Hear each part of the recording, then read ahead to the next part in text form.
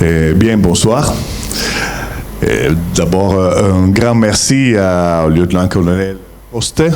Oui, ça marche, ok.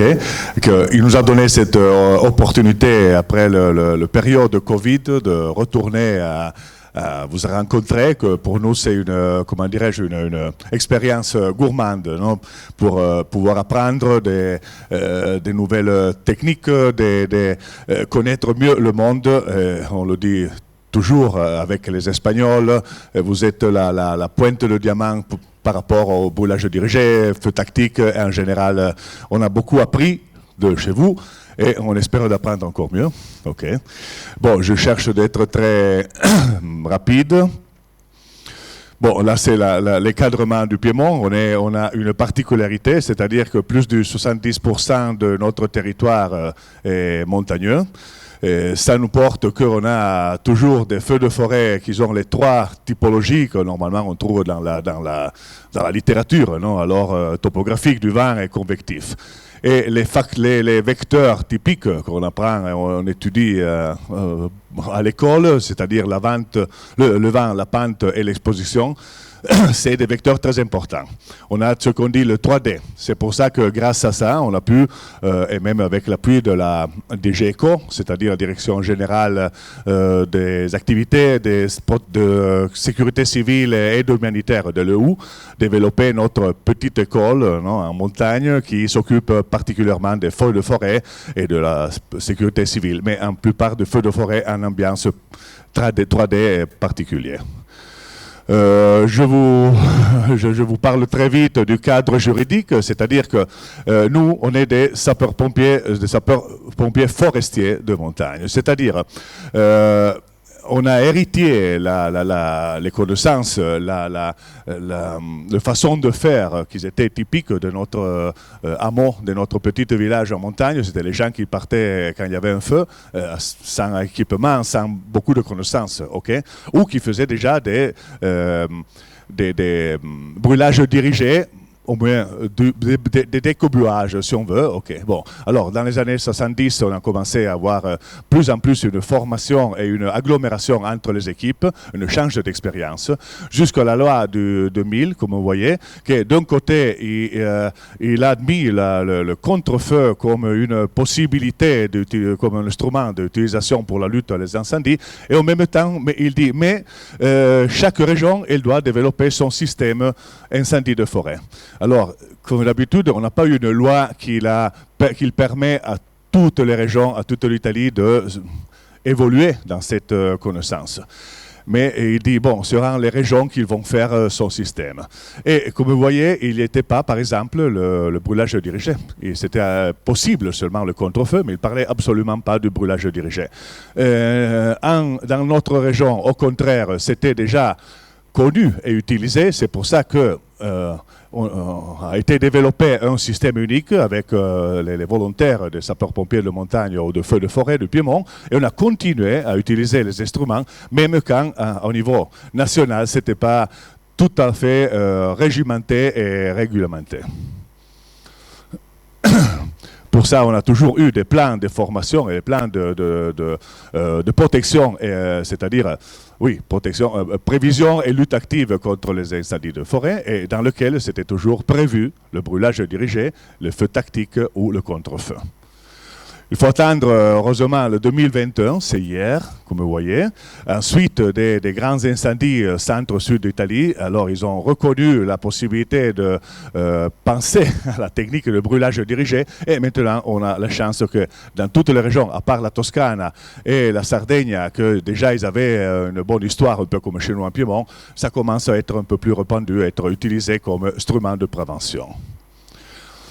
Brièvement, qu'est-ce qu'il dit? Bon, la chose particulière, c'est qu'il doit être toujours géré par un plan, par de personnel formé et doté d'instruments spécifiques.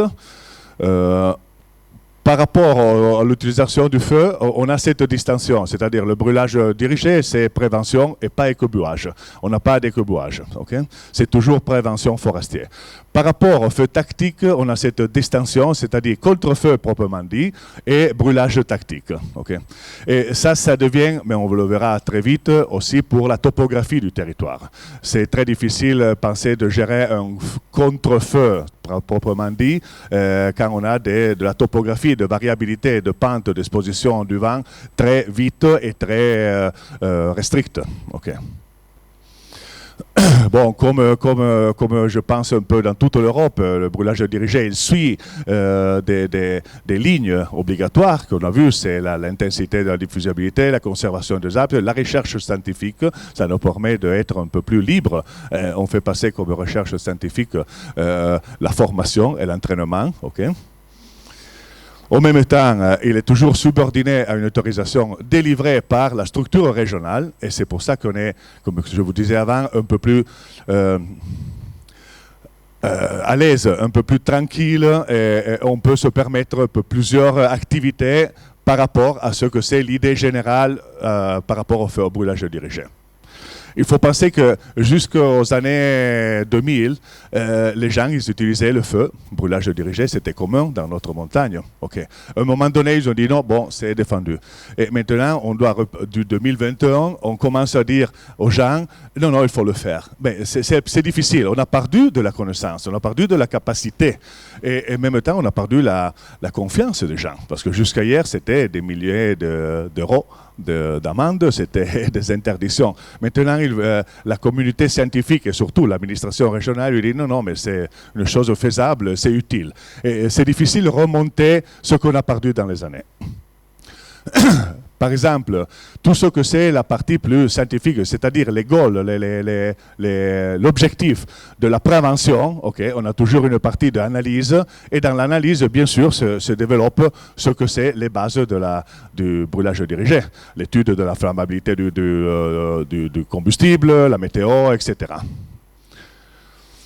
Les objectifs par rapport à une certaine liberté d'exécution du brûlage dirigé, ils sont assez stricts, mais quand même assez utilisables, c'est-à-dire la réduction du combustible, c'est les effets désidérés, la réduction du combustible à 10 heures et à 100 heures, okay, dans une zonisation du risque qui prévoit dans certaines périodes les combustibles à 10 heures, à 100 heures, à un niveau de péricolosité très élevé.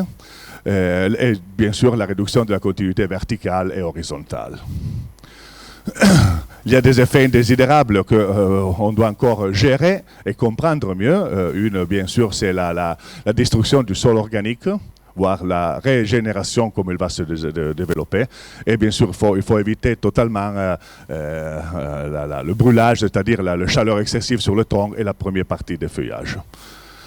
Et en plus, on a des limites territoriales ou environnementales.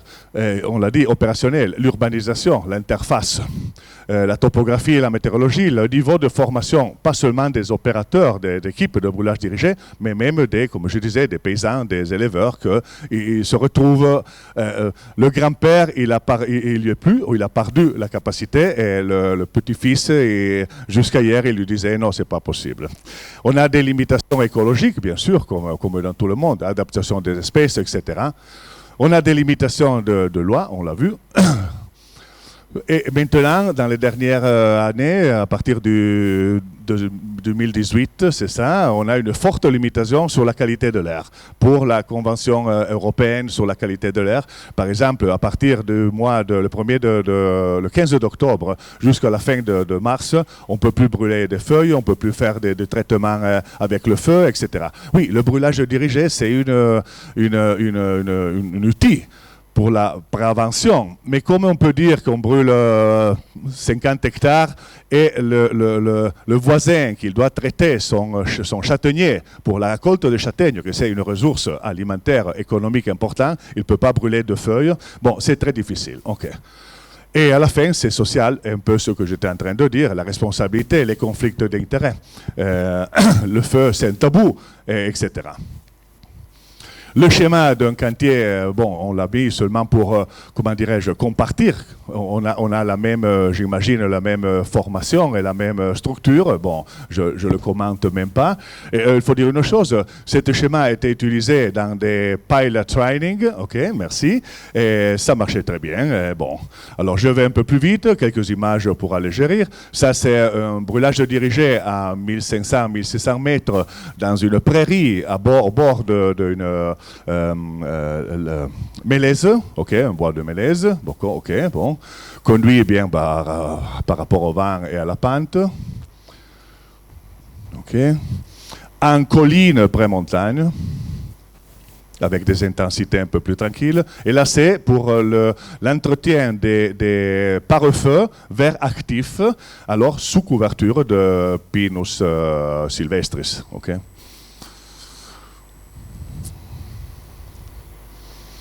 Les techniques, je vais très vite, c'est les mêmes connues, je l'avais mis parce que c'était amusant de faire marcher un peu la vidéo. Bon, mais sont toujours les mêmes. Ok, je vais très rapide. Rien de nouveau, rien de particulier, mais ok. Point de vue contre-feu et brûlage tactique, bon, ça c'est la déclaration de la loi, ok, qui permet de le faire, etc., etc. Comme on avait dit, si les fronts ils se rejoignent, c'est du contre-feu, sinon c'est du feu tactique au brûlage tactique. Bon.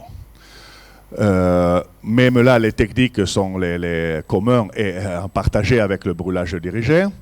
La seule chose, c'est de garantir une soi-disant black area, non, okay, une zone de sécurité pour différentes nécessités. Surtout, pour nous, c'est la défense de l'interface. Okay. Bien sûr, les éliminations des boucles, etc., le traitement de lisière et toutes les zones de sécurité. Mais surtout, les dernières, traitement de lisière et interface. Là, on voit un contre-feu proprement dit. Ça ne se voit pas beaucoup parce que c'était par avion, mais quand même, là, c'est un amont. Ok. Et là, c'est le contre-feu qu'on lui a donné, bien sûr, à faveur de vent et de pente. Là, on voit un feu tactique en protection d'une petite... On n'a pas de viabilité, on n'a pas de l'eau, on n'a pas de viabilité en montagne. Alors, c'est ça, on doit vraiment s'accrocher à n'importe quelle possibilité d'avoir le moyen avec de l'eau, etc. On a des pick-up avec 400 litres. Et c'est beaucoup forestier. C'est toujours le même. Bon, défense proche, ok. Parce qu'il était en train d'arriver ça. Alors, là, on le verra dans les autres images, on a dû faire chaque petit village à bon, faire des zones de sécurité pour éviter ça. Okay. Vous parlez des pyrocumulus il y a quelques minutes, on était jusqu'à la limite. On a eu la chance que la météo en haut n'était pas favorable, mais sinon c'était ça. Bon, imaginez que ça c'est haute tension de 120 000, c'est 25 mètres, hein, le poteau. Ok, là c'est en 2017. Bon. La différence entre défense proche faite, là non, et les maisons brûlées, et celui-là qu'on a vu avant. Okay. Ça c'est un cas étude, j'arrive trop de suite, vite. Alors ça c'est un incendie, le 80% des incendies sont hivernales et le 20% sont estivales. Mais ceux qui sont le fin de l'été, c'est des octobre-novembre, sont les plus éruptifs, les plus puissant. Okay. Là, c'était un cas. Dans quelques heures, je vais un peu vite, on a eu 2 jours pour dire, jusqu'au moment où on a décidé d'utiliser une ligne, et sur cette ligne de 7 km, on appliquait soit du contre-feu, proprement dit, soit du feu tactique, puntiforme. Le final, on le voit un peu de SITAC, ok, de la ligne d'appui. Bon, de 1800 hectares, duquel 250 hectares parcourus du brûlage du feu tactique et brûlage dirigé.